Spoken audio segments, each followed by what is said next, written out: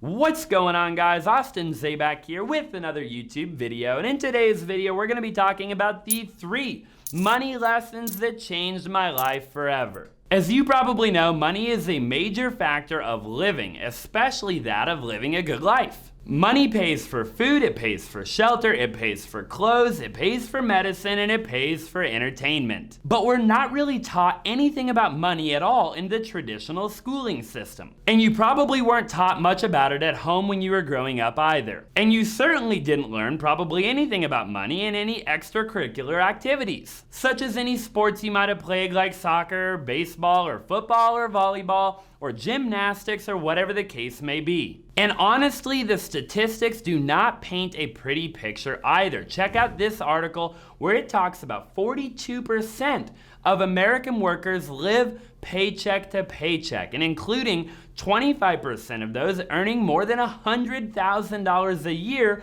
are still living paycheck to paycheck. And 29% of American workers have less than $1,000 in savings, and half of less than 1 month's income saved. So if money is such a major role in our life, then where do you learn about money? Like, where can we really go to get our money tips and our money advice from? There are so many different places that we can get them from, but how do we know that we're going to a reliable source? And in today's world, we can get anything in the click of a button, right? We get everything on demand. I mean, you look at Amazon Prime, you look at the internet, and you look at everything as a whole, and we as a society expect things to happen immediately. Over the last 2 years, 90% of the world's data was created. And YouTube is obviously a phenomenal place to learn pretty much just about anything, okay? You can go on YouTube and you can learn financial advice, you can learn how to tie your shoes, you can learn how to tie a bow tie, how to tie a regular tie,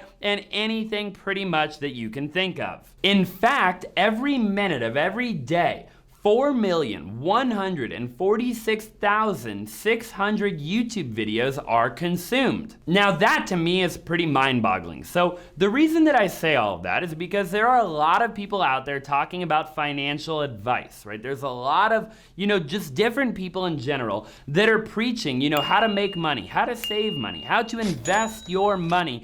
And I want to make sure that you're taking advice from the right people. Now, I'm obviously no guru, but at 25 years old, I've definitely had a decent amount of success.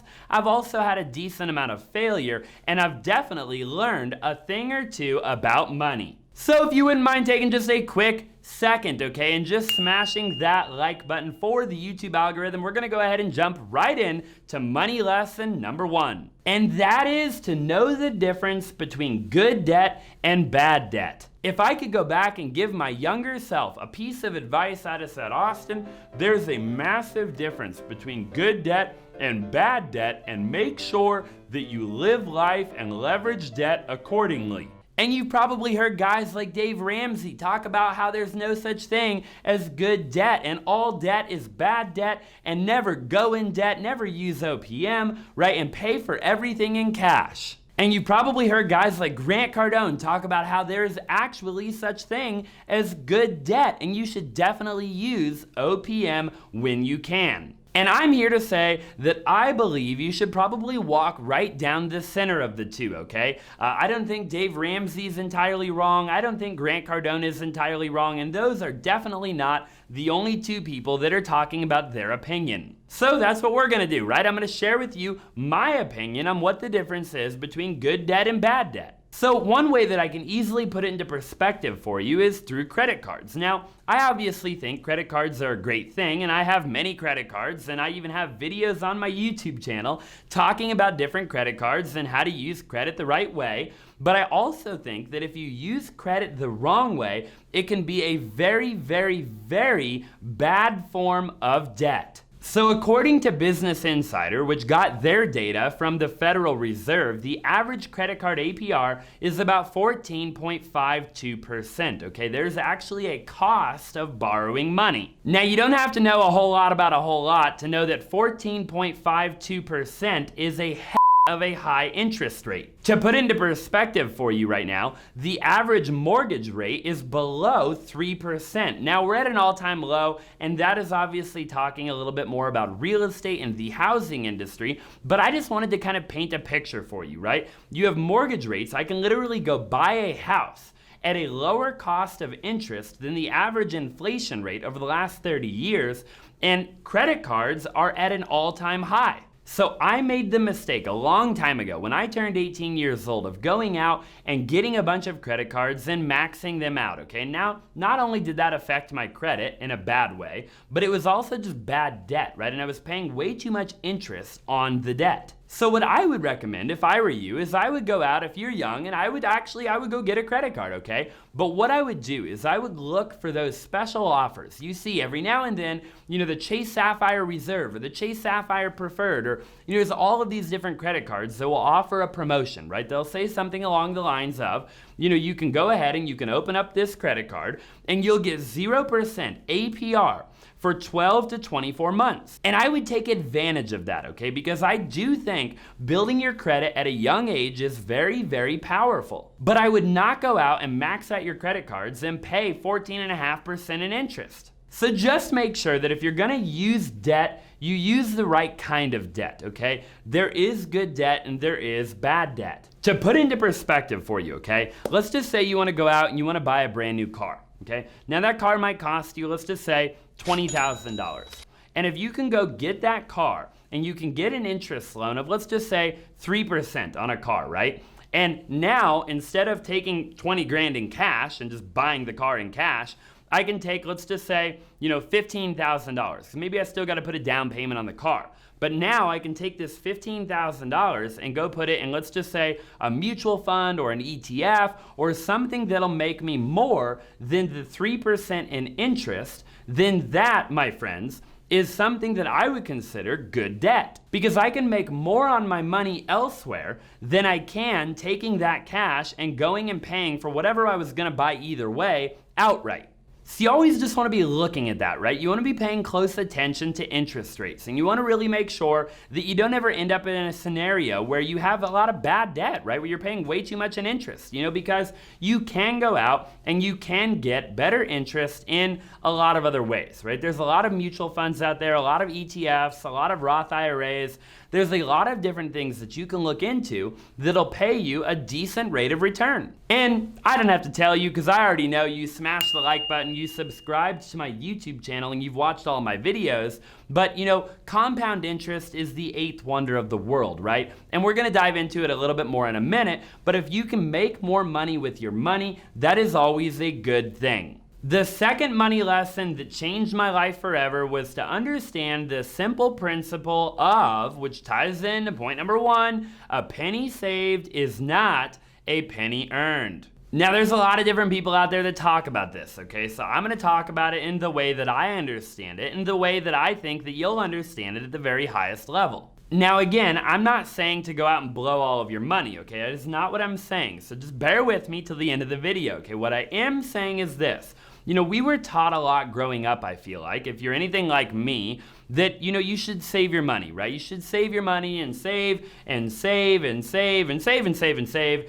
And the reality of it is that is not always the best solution. Now, there are some savings accounts out there that'll get you, I don't know, maybe 1%, okay? And even probably right now with everything going on in the world, I would doubt that you'll even get that much, but let's just say you were able to get 1% in like a really, really high interest savings account. The average inflation rate over the last 30 years is 3.22%. So if you're only making 1% in a high interest savings account, and again, that isn't even extremely likely. I would say the average savings account across the board is significantly lower than that. Then what it really means is that when you're saving money, you're actually losing money over time. To put into perspective for you, in 2010, if you would have gone and bought an item for $1,000, in 2020, that same item would have costed you $1,193.64. So basically what that means, again, is the average inflation rate over the last 30 years is 3.22%.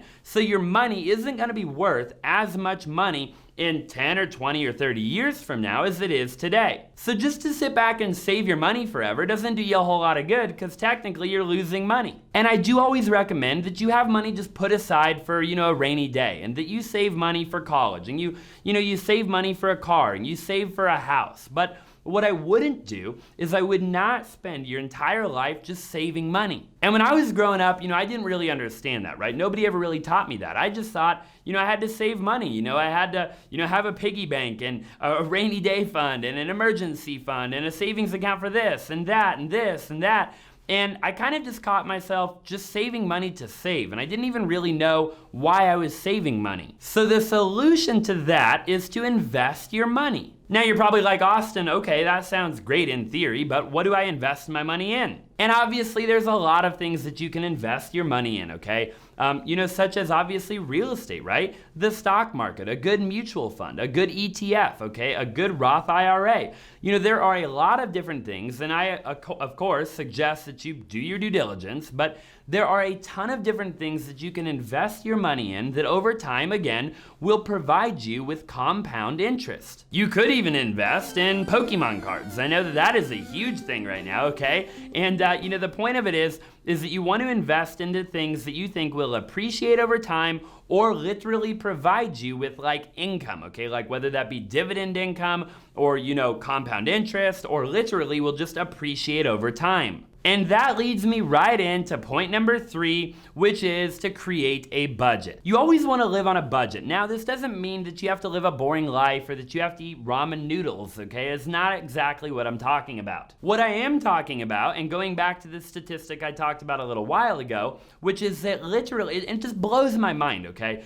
That people are making $100,000 a year still in America living paycheck to paycheck. And the only reason that I can think of for that is, this society that we live in of just keeping up with the Joneses. We always want to one-up everybody, right? If our neighbor has a nicer boat than us, we got to go out and buy a brand new boat, right? If our neighbor's got a BMW, we need a Mercedes-Benz. And we spend our entire life trying to impress people that we don't care about with money that we don't have, buying things that we don't even need. The reality of it is, just because you make more money doesn't mean you have to spend more money. All I'm saying is to develop good spending habits, right? To have a budget, to know how much it costs to live your life. Cut down on a lot of the unnecessary spending. You don't need to buy something new every single day of your life. And there are a ton of good applications out there, okay? I'm not sponsored by any of them, so I would go do your own homework, do your own due diligence, but there are a lot of good budgeting apps, okay?